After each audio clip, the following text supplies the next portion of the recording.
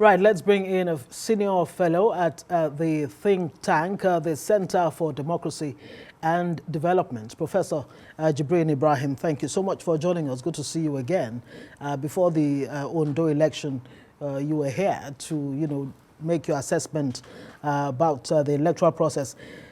Still on the issues of the electoral process, Nigerians have been, weighing in on what needs to happen for electoral processes to improve, away from, the current situation.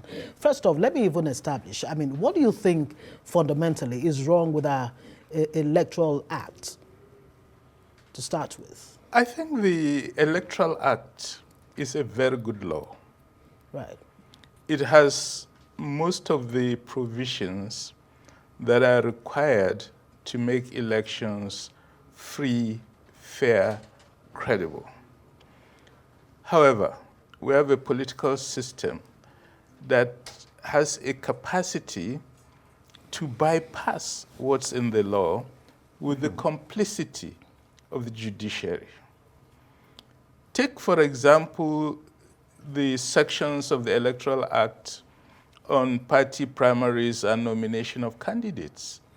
It's very clear that there has to be elections among the candidates contesting, and the candidate who scores the highest vote is by law the nominated candidate. But we see virtually all parties will ignore what's in the law, impose a candidate chosen by a godfather, and they'll go to court, and the court will confirm the candidate that should not have been confirmed because he didn't score the highest. Sometimes they even bring people who are not in the convention at all, who are not in the primaries, and impose them. So often we focus too much on improving the laws, but what is even more important is improving compliance with the laws. We are very, very weak in terms of compliance with our laws. So how do you, let me stay on that, how do you improve or how do you ensure compliance with the law? How do you do that? Because, you just said, take for example, bypassing, what is law with the complicity of the judiciary.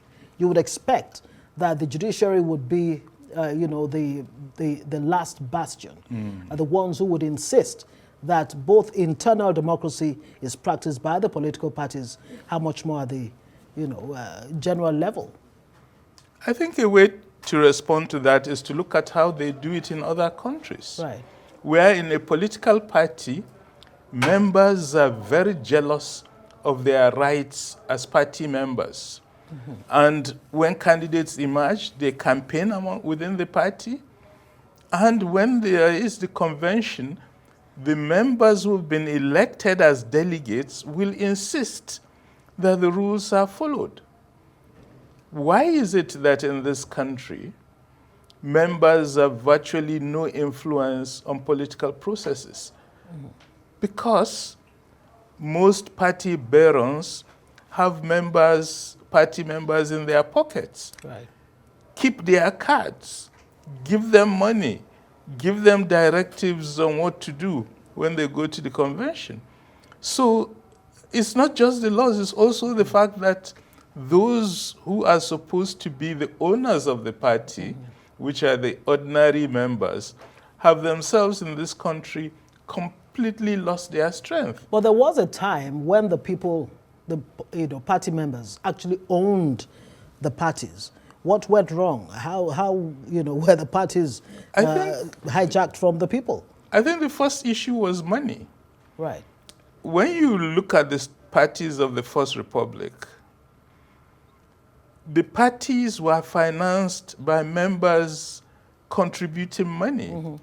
There'll be weekly party meetings at the ward level, and I remember at that time it was 3 pence that they pay. Right. But it's these 3 pence from different members that is brought together to fund the party. So the party leadership was very conscious that the ordinary members are the ones who finance these parties. And if you get into trouble with them, then the party is going to collapse. Then we came to a new system in which some people have stolen vast fortunes from public money, and they disregard members. And these individuals fund the party. Nigeria is the only country in the history of democracy when the president of the country disbanded all the members of the People's Democratic Party in 2005. For 4 weeks in 2005, the People's Democratic Party didn't have a single member because Obasanjo ordered Ahmadu Ali, who was then chairman of the party, to dismiss all the members of the party. It's never happened in the history of democracy. But now that you go there, the same Obasanjo is saying, look, there's a need for serious electoral reforms. And he made a number of recommendations. Number one, for example, I mean, the tenure of the INEC chairman should be shortened, not just the INEC chairman, but other officials of INEC. In fact, he went ahead to say there's a need for serious, rigorous vetting of those who emerge, so that you don't have people who have sympathies for political parties handling the electoral umpire.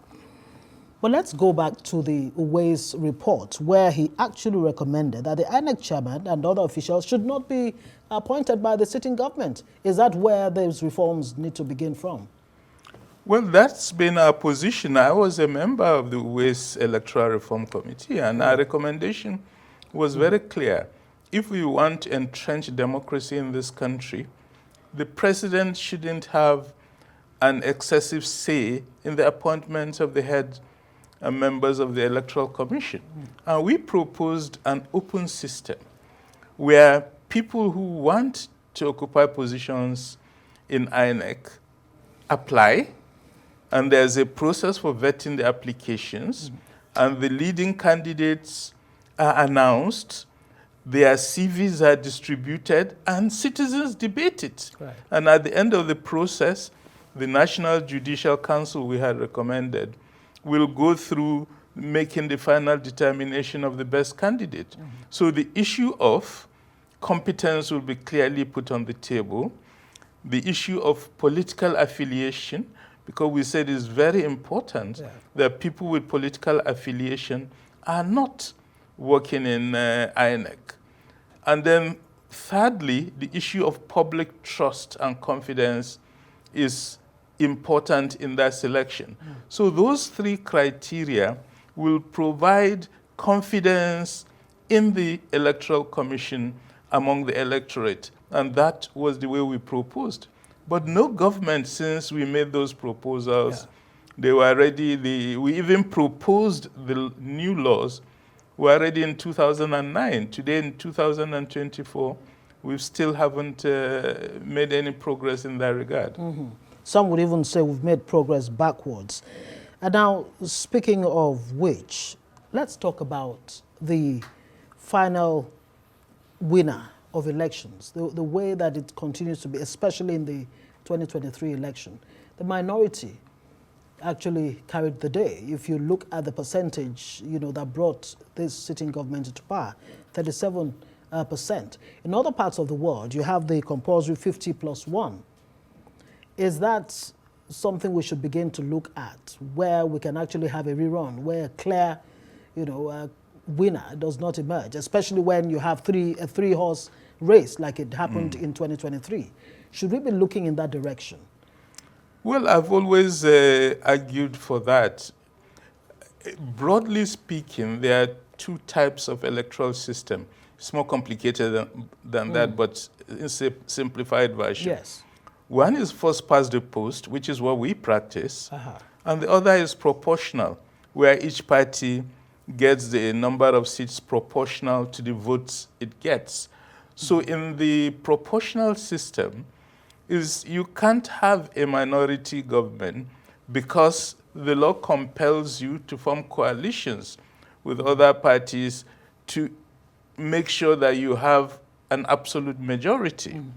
In the first past the post, you are talking of Tinubu winning with 37% of the votes. In the United Kingdom, we've had prime ministers emerge with 32% of the votes. Because it's the same thing. At that time, when you have 3 or 4 parties, they split the votes, and the person who has the highest votes is bound to be a minority compared to the other votes cast. Right. So it's not representative Enough of the population. Should we begin to tinker with that, where we, must have a rerun? Yes, as against because having a minority, emerge? Yeah, one way of doing it is to go for a second round Right. among the 2 leading candidates, and many countries do that, so that the winner must have 50% plus 1 vote as a minimum to emerge as the winner. I think definitely that will be good. And what it does is that it stops this winner-takes-all mentality. Right. Because the real problem with the first past the post is that the winner, who has really scored a minority of votes, takes the absolute power. And the others who scored just almost as much, but not quite, are completely left out. In the cold. And that's really not the most democratic way of addressing this issue. Right. Now, there's still wider issues to look at. Take, for example, in the U.S., this last election, it was very clear that the economy was the issue. The economy, the issues of pro-choice and what have you. But the economy was very clearly on the top, burner for the voters. In Nigeria, based on your observations, if you are to look at Edo State, for example, and look at Ondo, the sitting party won clearly. And if you look at local government elections, where opposition parties, whether it's the PDP you're talking about or the Labour Party, they actually carried the day. In Nigeria, issues don't seem to be reflected in the way people vote. What do you think that says? Well, I think the first issue is what are the policy differences among the parties? I'm one of those who, because of my profession, I'm obliged to read party manifestos. Right. And when I read the party manifestos of the different parties, they're almost identical. And often they are done as consultancy projects. And the same consultant would write the manifesto for 2 or 3 different parties. And that is very self-defeating, because a manifesto is supposed to be views emanating from members of the party.